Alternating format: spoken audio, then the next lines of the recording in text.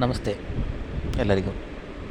ನಾನಿವತ್ತು ಮಾತನಾಡುತ್ತಿರುವ ಸಂದೇಶ ಕರ್ಮದ ಬಗ್ಗೆ. ದಯವಿಟ್ಟು ಯಾರು ಯಾರಿಗೂ ಕೆಡುಕು ಬಯಸಬೇಡಿ. ಮನಸ್ಸಲ್ಲಿ ಕೂಡ ಆ ಕೆಡುಕು ಬರೋ ಜನ್ಮದಲ್ಲಿ ತಮ್ಮನ್ನು ಸೇಡು ತೀರಿಸಿಕೊಳ್ಳುತ್ತೆ. ಕರ್ಮ ಮಾಡಿದರೆ ಅದು ಕಟ್ಟಿಟ್ಟ ಬುತ್ತಿ. ಮರು ಜನ್ಮದಲ್ಲಿ ಅದನ್ನು ನಾವು ತೀರಿಸಲೇಬೇಕು. ಹೇಗೆ ಏನಾಯಿತು ಅಂತ ನಮಗೆ ಗೊತ್ತಿಲ್ಲ. ನಾನು ಹೋದ ಜನ್ಮದಲ್ಲಿ ಮಾಡಿದ ಕರ್ಮ ಈ ಜನ್ಮದಲ್ಲಿ ನನ್ನ 8.5 ವರ್ಷದ ಮೇಲೆ ನನ್ನ ಜೀವನ ಹಾಳಾಗಿದೆ. ಯಾವುದರಲ್ಲೂ ಯಶಸ್ಸಿಲ್ಲ.